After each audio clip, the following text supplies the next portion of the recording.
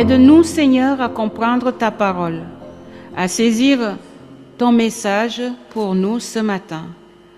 Trop souvent, les mots de la Bible viennent et s'en vont, comme un songe qu'on oublie. Ils ne trouvent en nous ni résonance ni appui. Nous t'en prions, Seigneur, crée en nous un espace intérieur afin que ta parole y pénètre, y demeure et porte les fruits que tu attends. Par ton souffle, par ta lumière, illumine nos cœurs et nos vies. Amen. Je vais vous proposer un message en 2 temps qu'on partagera par un chant au milieu. Vous savez, c'est toujours un petit peu long quand je parle. Les 3 premières lectures seront dans le livre du Deutéronome. Deutéronome, chapitre 26, les versets 1 à 11. Quand tu seras entré dans le pays que l'Éternel ton Dieu te donne en héritage, que tu en auras pris possession et y seras établi, tu prendras les prémices de tous les fruits du sol que tu récolteras dans le pays que l'Éternel ton Dieu te donne. Tu les mettras dans une corbeille et tu iras dans le lieu choisi par l'Éternel ton Dieu pour que son nom y soit invoqué.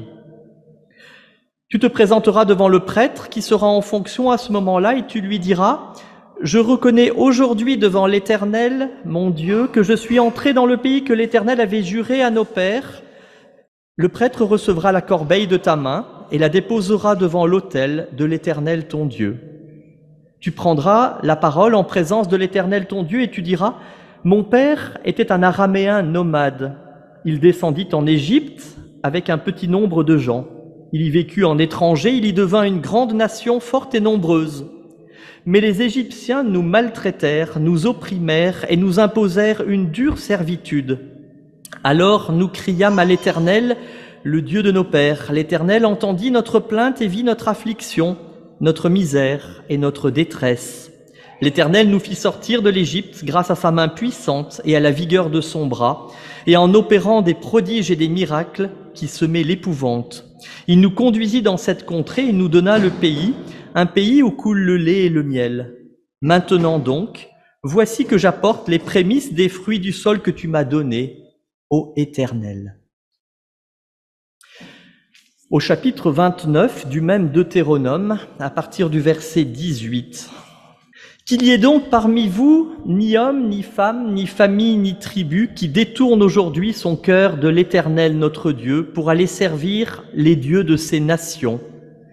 Qu'il n'y ait point parmi vous de racines d'amertume et d'absinthe.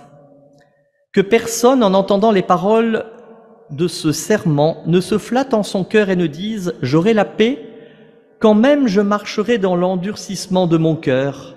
Car celui dont les désirs seraient assouvis risquerait d'entraîner celui qui est encore altéré.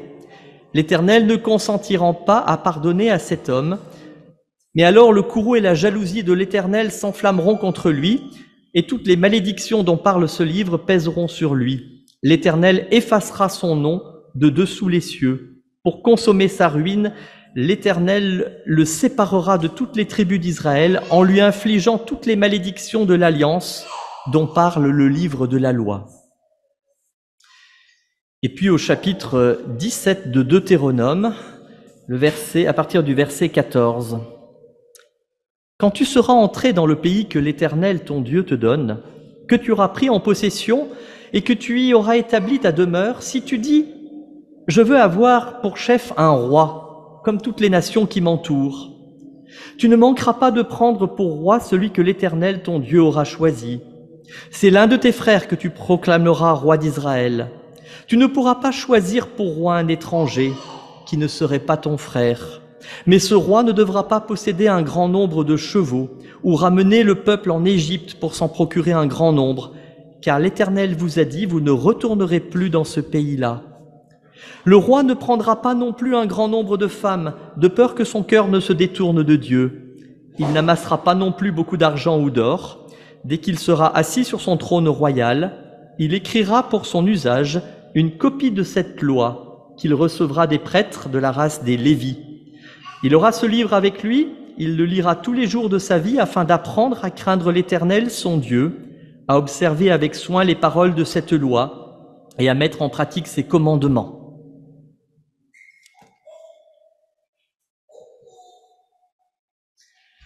Nous entrons dans des jours redoutables. Cette phrase ne fait pas référence à la situation aujourd'hui en Israël et en Palestine. Non, c'est une phrase du livre du Deutéronome, premier livre du Pentateuque, qu'on appelle parfois le Testament de Moïse. Que dit donc ce livre? C'est un message que Moïse adresse aux Hébreux, au peuple réuni au seuil de la terre promise où il s'apprête à entrer. Moïse sait, à cet instant du récit, que lui n'entrera pas en Israël. Il est un homme de la diaspora. Il est né en Égypte et il mourra dans le désert. Il ne posera jamais le pied en terre promise.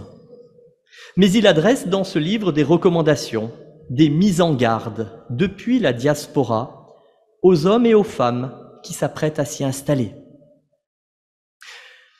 Bien sûr, ces hommes et ces femmes devront être forts et combattre, et lutter, et mener des guerres pour s'installer. Mais ce n'est pas le message que Moïse leur délivre.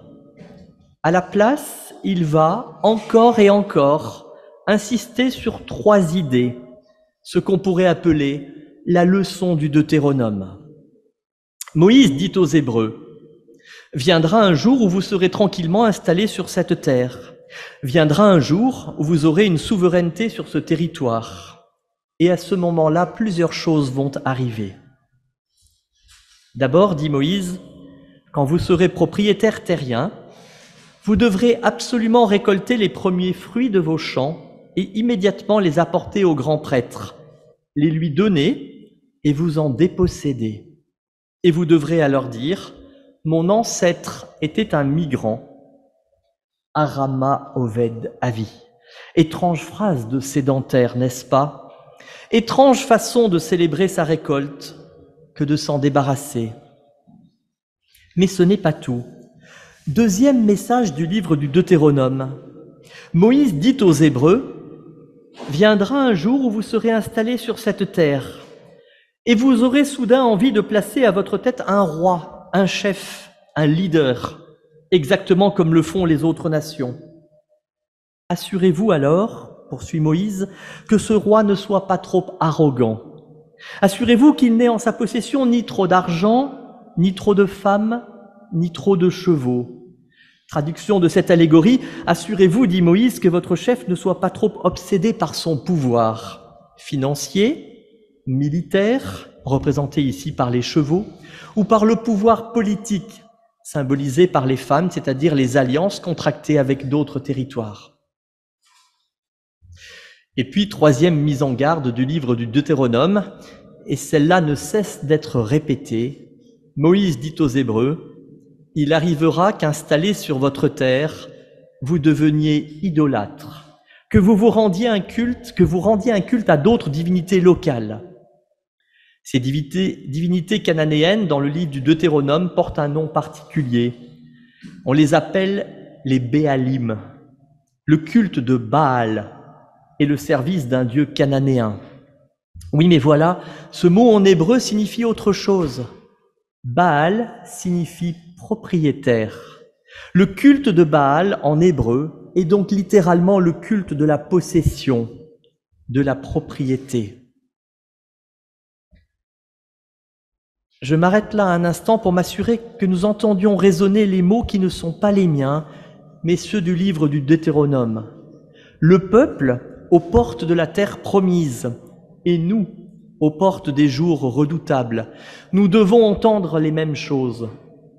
Toute souveraineté s'accompagne de menaces, tout simplement parce que toute force et toute installation s'accompagnent de menaces. La menace de se croire propriétaire, la menace d'idolâtrer sa possession, ou la force militaire, ou la puissance financière, ou le culte du chef. Et puis Moïse enseigne de façon paradoxale et puissante que la première chose que peut faire un propriétaire sur la terre est d'être prêt à renoncer à une partie de sa propriété, de donner un peu des fruits de son champ, de se souvenir de sa migration, de ses années au désert, c'est-à-dire de sa fragilité et de tout ce que ses ancêtres n'ont pas possédé. Et tandis que je relisais ces textes en préparant cette prédication, je ne cessais de penser à ce qui déchire aujourd'hui le peuple d'Israël et ce pays qui nous est forcément cher.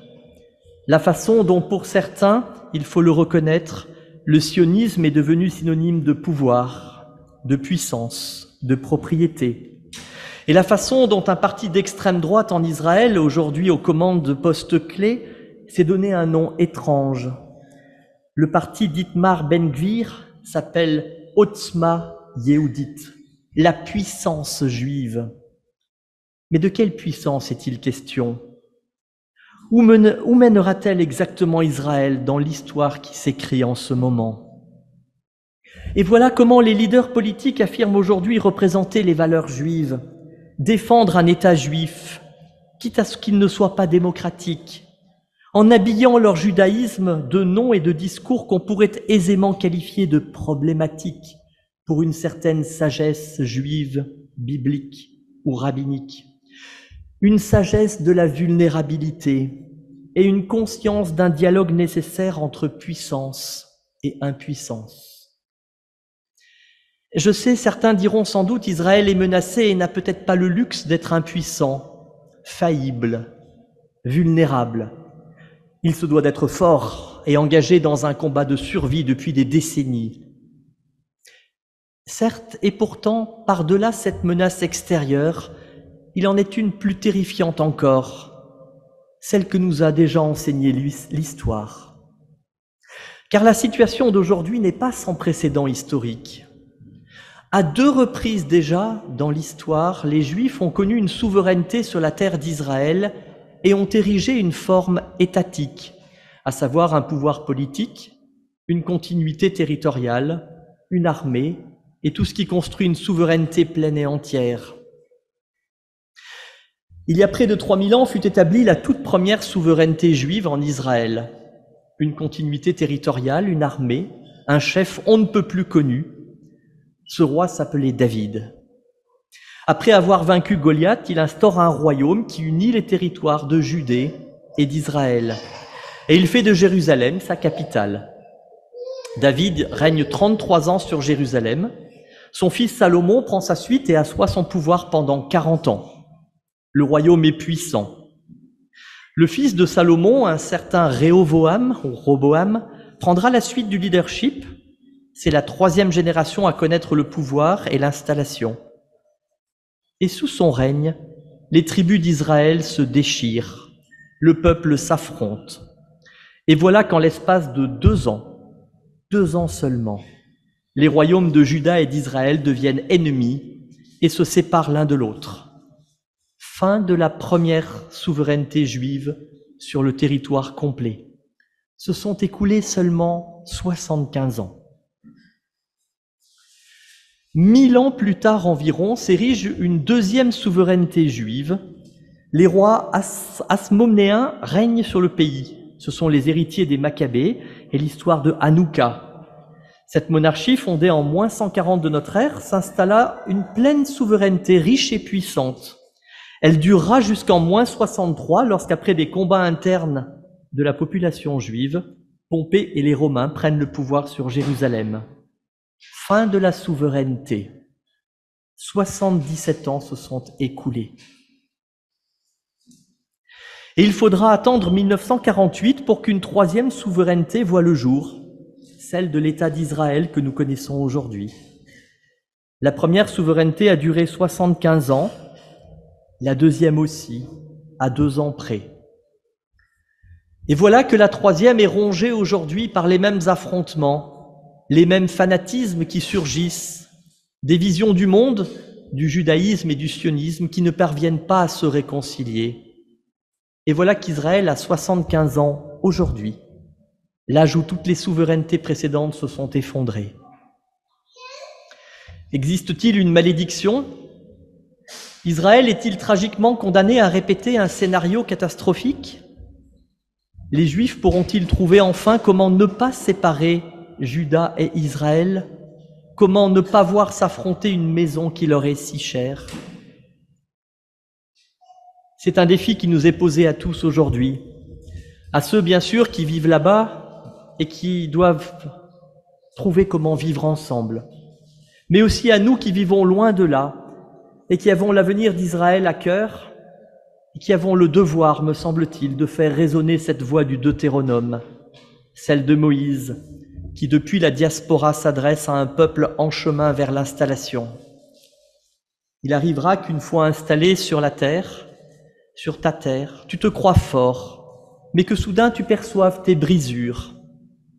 Il arrivera que résonnent des voix apparemment irréconciliables, des tribus qui se détestent et aspirent à se séparer.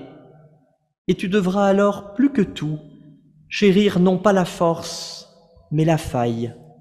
Non pas chercher l'unité, mais respecter les voix dissonantes qui résonnent en ton sein et qui pourront encore trouver un chemin de dialogue. C'est ce même enseignement qu'à sa manière, un homme nommé Leonard Cohen, qui n'était pas combattant de l'armée israélienne, est venu faire résonner aux oreilles des soldats israéliens sur un champ de bataille il y a 50 ans, raconte la rabbin Delphine Horviller, dont je reprends quelques mots. Il y a 50 ans, presque jour pour jour, allait débuter la terrible guerre qui porterait pour toujours le nom de guerre du Kippour. Israël, encore grisé par les succès miraculeux de la guerre des 6 jours, les territoires conquis et la force de son armée, ne s'attendait pas à se percevoir vulnérable, à se trouver désemparé. À la frontière égyptienne, les combats faisaient rage, et soudain, un homme inattendu a surgi. Il était venu rendre visite aux troupes. Je ne sais pas si vous connaissez l'histoire de cette visite, mais vous connaissez forcément cet individu, Leonard Cohen. Le célèbre chanteur Leonard Cohen a accompagné sur le terrain les troupes israéliennes. Et c'est là que l'homme qui écrira près de 10 ans plus tard son célébrissime « Alléluia » a composé un autre air que vous connaissez peut-être. Cette chanson qu'il a écrite pendant la guerre du Kippour s'appelle « Who by Fire ». Elle dit en substance « Who by Fire » ? Qui périra par le feu et qui périra par l'eau ? Qui mourra en plein jour et qui, une fois la nuit tombée, qui mourra de faim et qui de soif ? Et la chanson lancinante dit encore et encore « Who shall I say is calling ?» Ce qui signifie en anglais, enfin canadien, de Leonard Cohen, « Qui dois-je annoncer ?» Et ces paroles, les Juifs les connaissent même s'ils n'ont jamais entendu cette chanson. Ils les connaissent s'ils sont déjà venus à Kippour dans une synagogue, car ces mots à peine retouchés de Leonard Cohen sont tirés de l'office de Moussaf. Dans la prière solennelle d'où Unetan Kotef, il est écrit « À Rosh Hashanah, l'arrêt est prononcé, et à Yom Kippour, il est scellé. » Et la liturgie hébraïque poursuit ainsi, comme dans la chanson de Cohen, « Qui va vivre et qui va mourir ?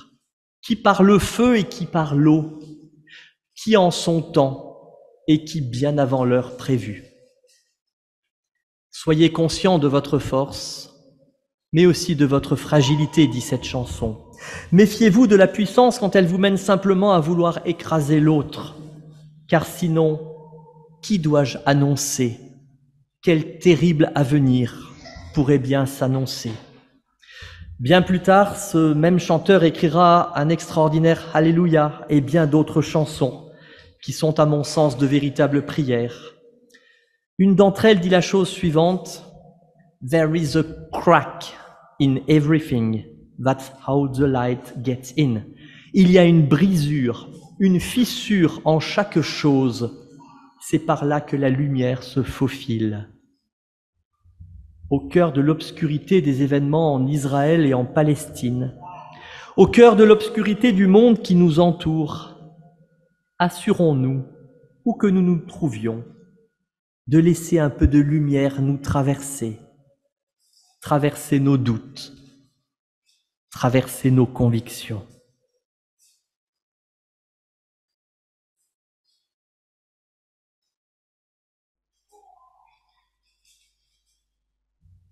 Je vous propose que nous chantions ensemble « Ô prends mon âme » sur l'air de la Hatikva, qui veut dire l'espoir, qui est aujourd'hui l'hymne national israélien depuis 1948. Ce fut également le chant officiel de la résistance du ghetto de Varsovie au début des années 1940.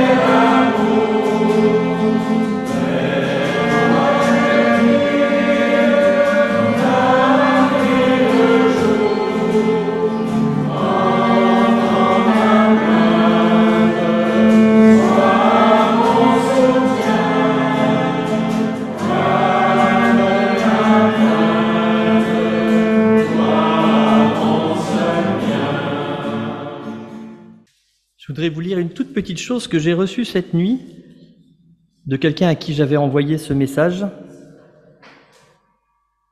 Un commentaire rabbinique qui raconte « Quand les Égyptiens se sont noyés dans la mer Rouge, les anges se sont réjouis de la délivrance des enfants d'Israël.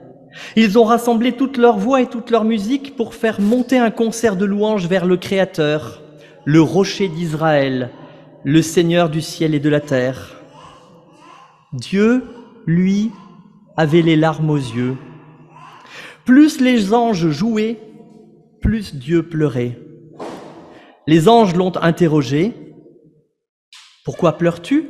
Réjouis-toi, les ennemis d'Israël ont péri. » Le Dieu de miséricorde a répondu en pensant aux Égyptiens. « Mes enfants ont péri. Mes enfants ont péri. Pourquoi devrais-je me réjouir de la destruction de mes enfants ?» Je vous propose de poursuivre cette méditation par quelques versets de l'Épître aux Philippiens, chapitre 4, les versets 6 à 9. « Ne vous inquiétez de rien, mais en toute occasion, présentez vos demandes à Dieu par des prières et des supplications, avec des actions de grâce. Et la paix de Dieu, qui surpasse toute intelligence, gardera vos cœurs et vos pensées en Jésus-Christ. Au reste, frères, que tout ce qui est vrai, tout ce qui est honorable, tout ce qui est juste, tout ce qui est pur, tout ce qui est aimable, tout ce qui a bonne réputation, tout ce qui est vertueux et digne de louange, que tout cela occupe vos pensées. Ce que par moi vous avez appris, reçu, entendu et vu, faites-le, et le Dieu de paix sera avec vous. Ne vous inquiétez de rien. » Des sujets d'inquiétude, Paul en a pourtant. Il sait de quoi il parle. Le moins que l'on puisse dire, c'est que sa vie a été particulièrement mouvementée. Quand il écrit cette lettre aux Philippiens, il n'est pas tranquillement installé chez lui en train de regarder les événements du monde. Il ne médite pas dans un lieu retiré, à l'abri des tourments de ce monde. Il se trouve en prison et il attend son jugement. Une situation bien peu propice à la sérénité. Oui, Paul sait de quoi il parle pour tout ce qui touche aux soucis et aux inquiétudes. Il a mis en œuvre pour lui-même des solutions qu'il propose aux Philippiens. Et quelles sont ces solutions ? Eh bien, ce que Paul propose, ce n'est pas une recette qui ferait appel à nos propres ressources. Il ne nous invite pas à être ingénieux ni à redoubler d'efforts. Non, ce qu'il nous propose est plus simple, moins stressant et à la portée de tous. Il nous propose juste de communiquer. Communiquer non pas avec nos semblables, qui n'ont souvent pas plus de solutions que nous, mais communiquer avec Dieu, de prier, de lui faire connaître nos inquiétudes et nos besoins, de lui faire part de ce que nous vivons et ressentons. Communiquer ne demande pas d'effort. Parler, échanger ne provoque pas de stress.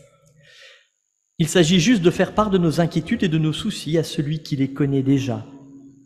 Ce qui change, c'est que nous ne sommes alors plus seuls devant nos préoccupations, mais que nous sommes dans une présence, dans sa présence. Pourtant, l'expérience montre que cette communication n'est pas aussi évidente. Je crois que nous sommes confrontés à 3 difficultés qui affleurent notre texte. La première difficulté est liée à ce que nous ressentons. Nous avons nos propres idées de ce que devrait être cette paix de Dieu. Nous attendons un sentiment agréable, un bien-être intérieur. La période romantique du XIXe siècle a laissé des traces dans notre culture et notre façon de voir les choses. Le romantisme n'a pas touché seulement la littérature, mais aussi la religion. Il a exacerbé le sentiment. Les réveils religieux du XIXe siècle ont apporté au protestantisme une conception sentimentale de la foi. Mais la paix dont parle Paul est au-delà du sentiment, au-delà du simple bien-être intérieur. Il nous dit que cette paix gardera nos cœurs en Jésus-Christ. Ici, le cœur ne fait pas référence au sentiment, mais à la volonté.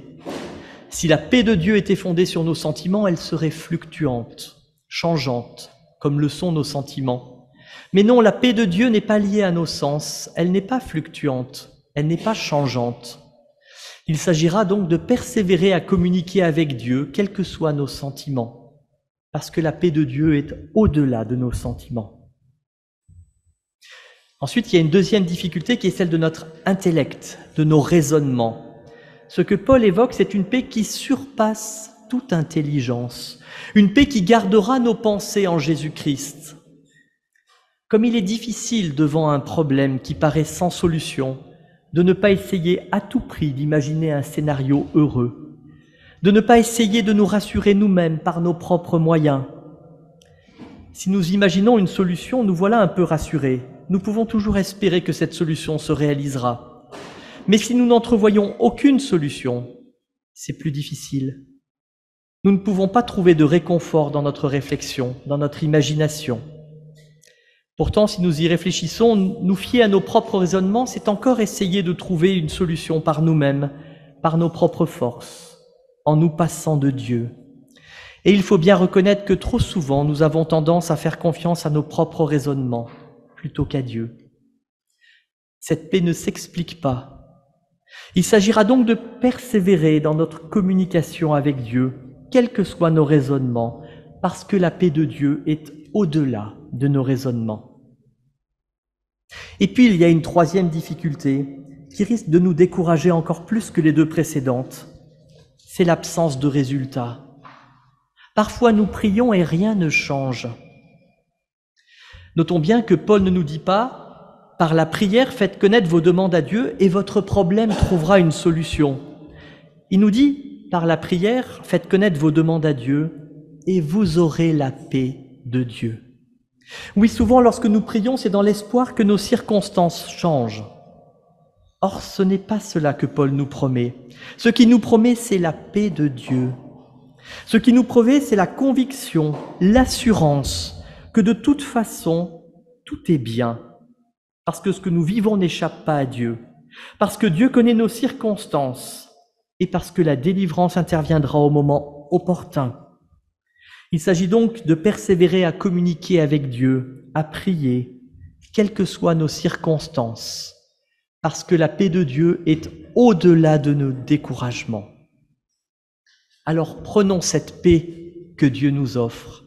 Une paix qui ne se fonde pas sur nos sentiments, une paix qui ne se fonde pas sur nos raisonnements, une paix qui ne se fonde pas sur nos circonstances, mais une paix qui se fonde sur cette intelligence divine qui nous dépasse.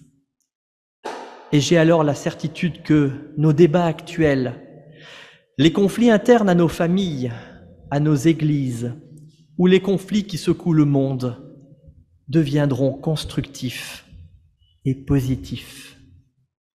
Amen.